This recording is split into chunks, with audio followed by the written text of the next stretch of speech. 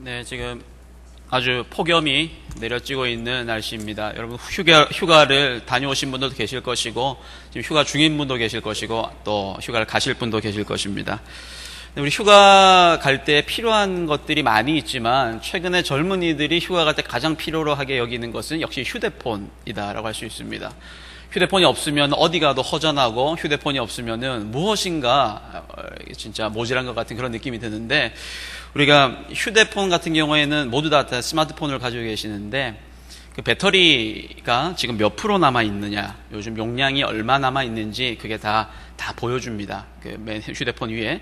그래서 숫자로 75%가 남았다, 2%가 남았다 이렇게 보여주기도 합니다. 그래서 배터리가 이렇게 충전 아웃 되기 전에 배터리를 이렇게 충전하는 것이 요즘은 기본 상식이고, 그래서 가장 급속하게 늘어난 시장 중에 하나가 보조 배터리의 그 시장이 굉장히 크게 형성이 되었습니다. 또한 우리는 배터리 그 용량이 불필요하게 소모되는 것을 막기 위해서 화면 밝기를 조금 어둡게 낮에는 조절하고, 그리고 밤에는 자기 전에 항상 충전시키고, 그리고 요즘 어플리케이션 중에서 불필요한 앱들을 정리시켜주는 그런 앱을 깔기도 합니다. 자동차의 경우에도 우리가 휴가 갈 때 항상 기름이 가득 채워져 있는지, 그리고 요즘 자동차는 타이어 공기압까지 이게 몇 프로가 남아있는지 보여주는 차들이 있는데 그런 것들을 다 체크를 합니다. 그런데 우리는 지금 얼마 정도의 그 충전이 되어 있고 우리가 지금 에너지가 얼마 정도 남았는지에 대해서는 사실 그것을 숫자로 가늠하기가 굉장히 힘듭니다. 어떤 분들은 이미 방전되었음에도 불구하고 계속 기쁨 없이 그리고 의미 없이 움직이는 그런 분들도 많이 있습니다. 오늘 우리가 쉼이라고 하는 것은 성경에서는 이것은 쉰다라고 하는 것에서는 용기가 필요한 것이고, 쉰다라고 하는 것은 믿음, 즉 신앙 고백적인 행위가 바로 쉼이다라고 하는 것을 우리가 한번 나누기를 원합니다. 2010년에 독일에서 출판되어서 아주 열광적인 반응이 불러일으켰던 책 중에 한병철 씨라고 하는 분이 쓴 피로사회라고 하는 책이 있습니다. 제가 저번에도 한번 언급을 한 적이 있습니다. 근데 이 책의 가장 처음에 아주 인상적인 문장으로 시작됩니다. 그것은 시대마다 그 시대의 고유한 주요 질병이 있다라고 합니다. 시대마다 그 시대의 고유한 주요 질병이 있다. 저자는 지금 2010년대를 살아가고 있는 우리 시대는, 전 지구촌은 성과라고 하는 질병을 앓고 있다라고 말합니다. 성과.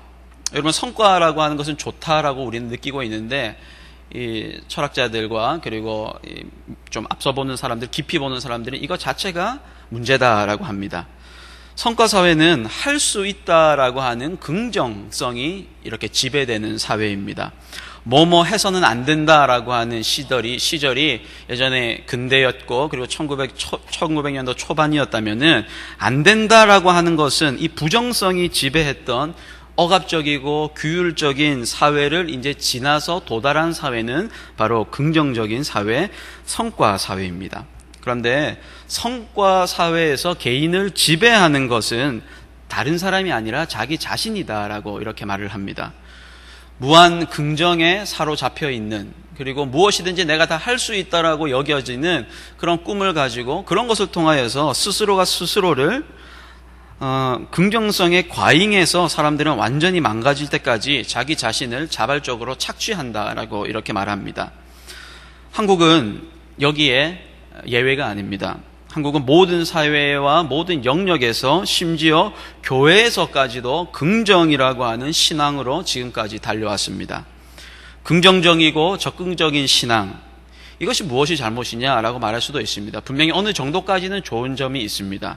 긍정적인 것과 적극적인 신앙으로 인하여서 대한민국이 가지고 있었던 그런 불신앙과 무지와 가난에, 그리고 질병의 터널을 나오게 되었습니다. 그런데 우리가 가만 뒤돌아보니까 너무나 앞서서 달리기만 했는데 이제 멈춰서 뒤돌아보니까 피로라고 하는 긴 그림자가 지금 우리 뒤에 따라 붙어 있는 것 같습니다. 긍정의 힘이 너무나 과잉이 되어서 한국 교회를 피로하게 한 것은 아닌지 모르겠습니다. 특별히 사역자들의 그런 심신을 너무 망가뜨린 것은 아닌지 모르겠습니다. 여러분들 혹시 쉬지 않는 목회자, 쉬지 못하는 목회자, 쉬면 불안한 목회자를 원하십니까? 그렇다면 우리의 신앙 자체가 잘못되었고 우리가 다시 한번 돌아봐야 될 것입니다. 여러분, 성경에서는 계속 갱신하라라고 하는 말을 하고 있습니다. 갱신, 이 말은 영어로는 renewal입니다. 새로울 new, 그리고 이것을 다시 새롭게 하다, 다시 새롭게 하는 것, 그것은 갱신인데 우리의 신앙은 갱신돼야 하는데 그 갱신은 쉼을 통하여서, 말씀으로 인하여서, 예배를 통하여서, 예수 그리스도의 참 쉼을 통하여서 우리를 갱신시키십니다. 쉼없는 사역자는, 쉼없는 우리의 노력은 세속적인 가치의 노예가 될 뿐입니다. 쉰다라고 하는 것은 용기가 필요합니다. 쉰다라고 하는 것은 신앙적인 고백 행위입니다. 쉼은 나의 생산력을 뒤로하고 하나님의 주권을 인정하는 행위다라고 하는 것입니다. 요즘 어떻게 쉬는지가 중요하지만 성경에서는 왜 쉬는지에 대한 성경의 이야기는 너무나 중요합니다. 왜냐하면 쉬는 것에 대한 그 목적, 그것의 시작이 바로 하나님이시기 때문입니다. 하나님께서는 세상을 창조하시고 난 다음에 제7일차에 쉼을 쉬셨습니다. 쉼이라고 하는 날도 창조를 하였습니다. 제가 그 전도사 고시를 보기 전에 노예에 가서 면접을 본 적이 있습니다. 그때 한 목사님께서 질문을 던지셨습니다. 하나님은 과연 며칠 동안 이 세계를 창조하셨느냐라고 말씀하셨습니다. 그래서 저는 6일이라고 얘기했습니다. 그런데 이것은 틀렸다라고 말하였습니다. 7일, 쉬는 것까지 하나님께서 창조하셨다라고 말을 하십니다. 여러분, 쉰다라고 하는 것은 하나님이 일하실 타이밍을 벌어드리는 것입니다. 열어드리는 것입니다. 여러분, 쉬셔야 합니다. 하나님께 시간을 보내드리는 그런 8월이 되시기를 바랍니다. 쉼은 명령입니다. 쉼은 우리가 쉴 수도 있고 안 쉴 수도 있고, 예전에 어떤 사람처럼 월화수목 금금금, 다시 월화수목 금금금, 이것은 하나님의 뜻이 아닙니다. 정확하게 하나님의 뜻에 정면으로 반대되는 것입니다. 하나님은 왜 명령을 하십니까? 명령이라고 하는 것은 그것을 지켜라라고 하는 것인데, 그것이 하나님께서 우리를 위한 하나님의 사랑이 명령에 담겨 있기 때문입니다. 2013년 7월에 세들백 교회에서 큰 사건이 있었습니다. 미국의 LA에 있는 세들백 교회에서 사람들이 굉장히 많이 몰려들었습니다. 그 이유를 나중에 알게 됐는데, 그 담임 목사님인 릭 워렌 목사님이 3개월간의 안식 기간을 보내고 2014년 7월 달에 다시 교회로 복귀하셔서 예배와 간증을 인도했기 때문입니다.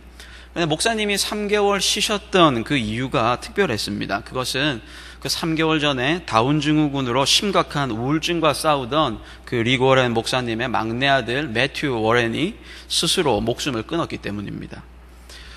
아들의 자살을 접한 릭 워렌 목사님은 교회 부교역자들에게 지금 우리 가족이 현재 느끼는 비통함은 어떤 말로도 표현할 수가 없습니다 라고 말했습니다. 많은 성도들이 위로했지만 그에게는 그 큰 슬픔을 다뤄야 할 가족들만의 그런 특별한 시간이 필요했습니다. 쉼이라고 하는 것은 우리가 영혼의 한적한 곳으로 가는 것입니다. 쉼이라고 하는 것은 예수님처럼 제자들과 함께 한적한 곳으로 가는 것입니다.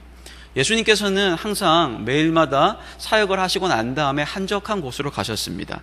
그것은 방해받지 않는 장소, 방해받지 않는 시간, 그리고 그 쉼을 참여할 수 있는 소수의 참여자들이 반드시 포함됩니다.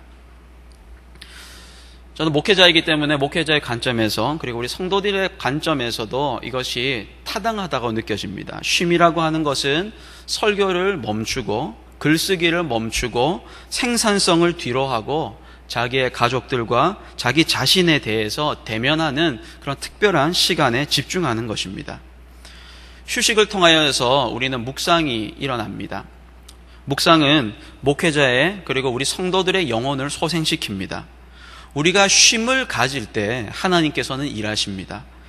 오늘 시편 46편 10절의 본문 말씀, 너희는 가만히 있어 내가 하나님 됨을 알지어다. 이것은 굉장한 말씀입니다.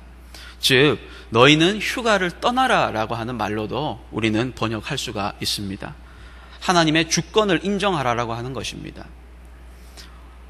교육자들이, 목회자가, 그리고 사역자들이 쉬는 것은 사역이 자신의 것이 아니라 하나님의 것임을 신앙 고백적으로 인정하는 행위인 것입니다.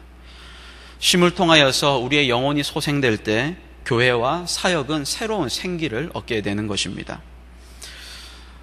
우리의 영혼은 존 오트버그라고 하는 목사님의 말처럼 한적한 곳을 찾아야 합니다. 거기에서 안식과 치유를 얻을 수가 있습니다. 그렇지 않으면 영혼이 질식될 수도 있습니다. 제가 몇 년 전에 대전에 큰 교회가 생겼다고 해서 한번 가본 적이 있습니다. 그런데 거기에서 깜짝 놀란 것은 부교역자들의 사무실이 유리로 되어 있습니다. 지나가는 사람들이 다 볼 수 있게 되어 있습니다. 그래서 사역자들이 아무도 없었어요. 아무도 없고 담임 목사님 방은 굉장히 밀실같이 되어 있었습니다. 여러분, 우리가 필요한 것은 우리만의 공간이 필요하고요. 그리고 우리가 쉴 수 있는 굉장히 사적인 장소가 꼭 필요합니다. 묵상할 수 있는 곳이 필요합니다. 요즘은 모두가 투명하게 되는 건 결코 인간에게 좋은 것은 아닙니다.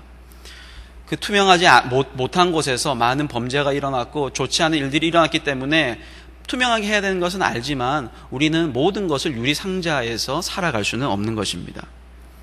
우리 한국의 많은 사람들은, 목회자뿐만 아니라 모든 사람들은 이런 쉼에 익숙하지가 않습니다. 그 이유는 이미 우리가 소음과 여러 가지 방해에 우리는 중독되어 있기 때문입니다. 핸드폰, 카톡, 페이스북, 아니면 신방, 기도, 설교 사역에 집중해서 그것을 계속 벗어나지 못하고 있기 때문입니다. 잠시라도 벗어나는 것과 쉬는 것에 대해서 항상 두려움과 불안함이 상존해 있습니다. 심지어 자신이 혼자 있거나 사랑하는 가족들과 함께 시간을 보내는 것조차 어색하고 부자연스러워하고 있습니다. 그만큼 우리는 지금 일에 중독되어 있다라고 하는 것입니다. 무엇이 우리에게 쉼을 빼앗습니까? 이 질문에 대한 대답은 다양할 수 있지만 특별히 여러 가지 사람들이 가지고 있는 잘못된 기대감, 그리고 한국 문화의 특성상 선명하지 않은 업무의 경계선, 그리고 지속적인 영적 각성에서 비롯되는 피로감, 그리고 자신을 돌보지 않는 자발적인 자기 착취와 긍정의 과잉 문제들은 우리는 반드시 짚고 넘어가야 할 중요한 문제들입니다. 목회자들 중에 좋은 목회자 증후군이 있습니다. Good Shepherd Syndrome이라고 하는 것이 있는데요. 좋은 목회자 신드롬이 있습니다. 이것은 뭐냐면 역사가 오래된 교회일수록 성도들이 가지고 있는 좋은 목회자 상이 있습니다. 그들이 말하는 좋은 목회자 상이라고 하는 것은 과거에 자기 자신을 돌보지 않고 오직 성도들을 위해서 전념하고 좀처럼 쉬지 않고 교회에서 밤새워 기도하고 탁월하게 설교하고 많은 사람들을 끌어모으고 전도하고 자신의 사례비를 전적으로 교회 헌금과 가난한 자들을 위한 구제로 사용한 그런 분들입니다. 다양한 목회자들이 자기 자신만을 생각하는 현실에서, 요즘 같은 현실에서 이런 모범적인 목회자상을 가지는 것은 바람직하고 우리 한국교회에 가진 위대한 아주 좋은 전통입니다. 그러나 자칫 이런 완벽한 이미지가 나머지 후대에, 그리고 성실한 목회자들을, 그리고 우리 성도님들을, 그리고 우리 사역자들을 낙심하게 할 수도 있습니다. 사역으로부터의 쉼에 익숙하지 못한 교회라든지 성도들은 목회자의 쉼을 비난하는 것이 흔합니다. 사람들의 기대에 따라서 목회자가, 사역자가 자신의 쉼에 대해서 죄책감을 느낀다라면, 내가 쉬는 것에 대해서도 죄책감을 느낀다라면 교회와 목회자는 우선 이런 것과 허상과 싸워야 합니다. 그 허상이라고 하는 것은 비현실적인 기대치입니다. 앞에서는 리더들 같은 경우에는 그런 좋은 리더의 목회 이미지, 그것에 대해서 그것을 내면화시킵니다. 이것은 마치 정신의학자인 발레리 위펜이 여성들이 우울할 수밖에 없는 이유에 대해서 진단을 합니다. 여성들이 남성보다 우울증이 많은데 그것은 여성 자신들이 스스로 이상적인 여성이란 이타적이고 베풀어주고 자기 희생적인 여성이다라고 하는 그런 생각 때문에, 관념 때문에 스스로를 옥조이기 때문에 우울할 수밖에 없다라고 이렇게 이야기를 합니다. 누가 가르쳐주지 않아도 어떤 사람이 좋은 성도이고 좋은 리더이고 좋은 목회자인지 사람들은 너무나 잘 알고 있습니다. 그리고 거기에 리더들은 맞춰 살아가려고 합니다. 헌신과 열정이 나쁜 것이 아닙니다. 오히려 격려해서 서로 좋은 사역을 할 수 있도록 이끌어줘야 되고 도와야 합니다. 그러나 그 안에는 너무나 밀어붙이는 적절한 안식이나 쉼이 포함되어 있지 않습니다. 쉰다라고 하는 것을 목회자나 부교육자들의 나태함이다라고 생각하는 사람들이 있고 그것을 합리화하고 비판하기도 합니다. 쉼이라고 하는 것 자체에 대해서 이미 목회자들 내부에서 부정적인 것으로 인식하고 있는 사람들이 많이 있습니다. 이처럼 쉼에 대한 저항은 이미 리더의 역할 그리고 어떤 일을 맡은 사람의 내부에서 시작이 됩니다. 외국에는 목회자의 안식년이 있습니다. 그런데 한국에서는 사실 이것은 굉장히 흔하지 않은 일입니다. 왜냐하면 그 성도님들 안에 큰 저항이 내포되어 있기 때문입니다. 성도들은 일주일 내내 자기 직업 갖고 일하다가도 주일에도 쉬지 않고 교회에 와서 봉사하는데, 그런데 일주일에 기껏 하루 설교하는 목회자에게 또 무슨 안식이 필요한가라고 그렇게 생각하시는 분들도 있습니다. 더구나 목회자들은 월요일에도 쉬지 않습니까? 월요일마다 쉬면서 안식년까지 갖는 것은 사치이고 성도들과의 형평성에도 맞지 않습니다 라고 말합니다. 목회자들은 이것을 누구보다 잘 알고 있습니다. 성도들의 이런 논리를 두려워합니다. 리더들은 쉼이라든지 안식을 둘러싼 이런 경험들이 많은 들은 것들 때문에 스스로 두려움이 생겨가지고 스스로 쉼을 회피하게 되는 요소가 되기도 합니다. 예전에 뉴욕에 있는 어떤 한인교회의 목사님은 잠시 목회자가 여행을 떠난 사이에 다른 목사를 담임으로 초청한 사건도 있었습니다. 교계에 문제가 되었습니다. 또 다른 어떤 교회는 목회자가 안식년 3개월을 다녀왔다고 그의 재신임을 묻는 그런 설문조사를 벌인 것도 있었습니다. 그런 논쟁과 사건들 때문인지 모르겠지만 쉬지 않고 일하는 목회자 상에 대한 집착은 목회자나 성도들 양쪽 모두에서 다 강하게 나타납니다. 그럴수록 우리들은 쉼에 대한 조소라든지 경멸과 그리고 두려움이 커집니다. 자신에 대한 불안함이 굉장히 있습니다. 그런 상황에서 쉼이라고 하는 것은 회복과 위로를 위한 시간이 아니라 오히려 힘겹게 싸워서 겨우 얻지만 스스로 결국을 해치는 자충수가 되고 맙니다. 그런 결과 목회자들의 88%의 사모님들이 우울증을 경험하고 70%의 목회자들이 사역기간 동안 최소 한 번쯤은 깊은 우울증을 경험한다고 합니다. 어떤 직업군도 이와 같이 높은 우울증의 발병률을 가지지는 않습니다. 그런데 그 소진의 문제는 바로 내면에서 발생하는 것입니다. 목회자들은 항상, 우리 성도들도 항상 성령 충만하고 뜨거운 사람이 있을 수가 없습니다. 그것은 허상입니다. 쉽게 화를 내거나 부정적인 감정을 쉽게 표현할 수가 없습니다. 우리들은 비난을 받더라도 다른 사람들을 비난해서는 안 된다라고 하는 의무감을 가지고 있습니다. 목회자의 가족들은 투명한 어항 속에서 살고 있기도 합니다. 그리고 리더들도 그렇습니다. 항상 그들의 일상적인 삶과 존재 자체가 스트레스가 될 수도 있습니다. 이럴 때일수록 여호와께서, 그리고 다윗이 말한 쉴만한 물가, 예수님께서 말씀하신 한적한 곳, 호젓한 공간, 그리고 말씀에 깊이 빠질 수 있는 그 시간이 반드시 필요한 것입니다. 빌 게이츠라고 하는 우리 지구에서 가장 돈이 많은 사람이 이끌고 있는 마이크로소프트에서는 1년에 2주 동안 Think Week라고 하는 것이 있습니다. 그래서 2주 동안 아무것도 하지 않고 생각을 하는 그런 시간을 줍니다. 그것을 통하여서 끝나고 난 다음에 또 다른 생각과 또 다른 그런 열정들이 살아나는 것을 많이 일반에서도 알고 있습니다. 적절한 쉼을 통해서 우리는 우리 자신이 살아납니다. 그리고 가정이 살아납니다. 사역이 살아납니다. 예전에 루터가 로마 카톨릭의 비난에도 불구하고 담대하게 결혼을 했던 것과 같은 그런 용기가 필요합니다. 루터가 결혼한 것은 자기가 결혼하고 싶어서 한 것이 아니라 그 당시에 로마 카톨릭이 신부들은 결혼하면 안 된다라고 하는, 구원받지 못한다라고 하는 그 편견과 싸워서 했던 것이 바로 루터는 결혼이었습니다. 우리는 항상 편견과 싸워야 합니다. 젊은 사람들은 편견과 싸워 나가야 하고 궁극적으로 교회를 새롭게 하는 그 일에 우리는 목적을 두어야 합니다. 안식과 쉼을 경험한 사람들일수록 우리는 유연해집니다. 그리고 상담을 통해서 자기 돌봄과 영혼 돌봄에 대해서 개방적인 태도를 가집니다. 2차 세계대전 당시에 외상 후 스트레스 장애를 얻었던 병사들이 그렇게 많았다고 합니다. 그래서 이 외상 후 스트레스 장애, 이 트라우마 때문에 많은 사람들이 스스로 병사들이 자살을 했다고 합니다. 병사들의 그 이유에는 왜냐하면 전쟁이 끝나지 않는 한 거기에서 빠져나올 기회가 없기 때문에 영원히 다람쥐 쳇바퀴와 같은 시간 속에서 이것이 정신병으로 이어졌다라고 하는 것입니다. 그래서 그들이 전쟁터로부터 빠져나올 수 있는 유일한 길은 부상당하거나 죽는 길밖에 없었습니다. 그래서 쉼없는 전투는 그들의 몸을 지치게 하고 영혼을 병들게 했습니다. 거기서 교훈을 얻은 미군이 베트남 전쟁에서 처음으로 방법을 실행합니다. 그것은 해병대는 395일을 복무하면 집으로 돌려보내주는 것이고 육군은 365일이 지나면 전쟁터에서 후방으로 나올 수가 있었고 후방에서 집으로 고향으로 돌아갈 수가 있었습니다.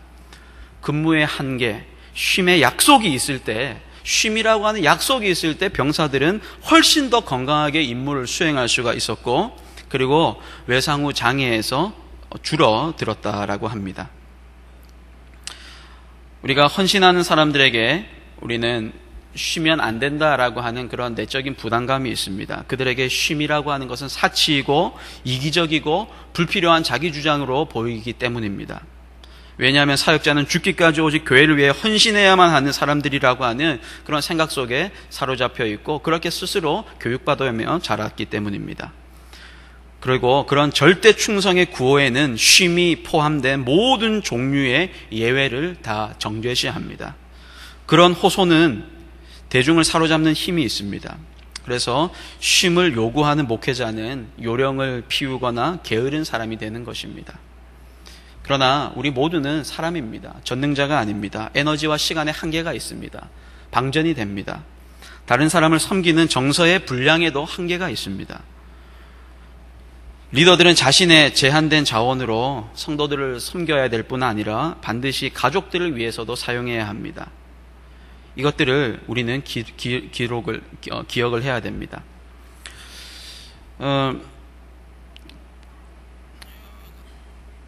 제가 말한 그 한병철 교수님은 그 피로사회에서 쉬지 못하는 데서 비롯되는 피로야말로 폭력이고 개인의 영혼과 공동체의 삶을 파괴한다라고 주장을 합니다. 열심히 사역한 대가로 수적으로 성장하고 여러 가지 변화가 일어나기도 합니다. 그러나 그런 과잉에 포화되어서 자신의 탈진을 방치한다면 그런 긍정의 과잉은 결국 자신을 파괴하는 것입니다. 우리는 예수님을 의지해야 되고요. 우리 기독교는 그리스도교라고 하는 것은 예수교 아니겠습니까? 예수님께서는 성경에서 우리에게 주시는 가장 좋은 말씀이 있습니다. 제가 좋아하는 말씀 중에 하나는 마태복음 11장 28절 29절입니다. 제가 한번 읽도록 하겠습니다.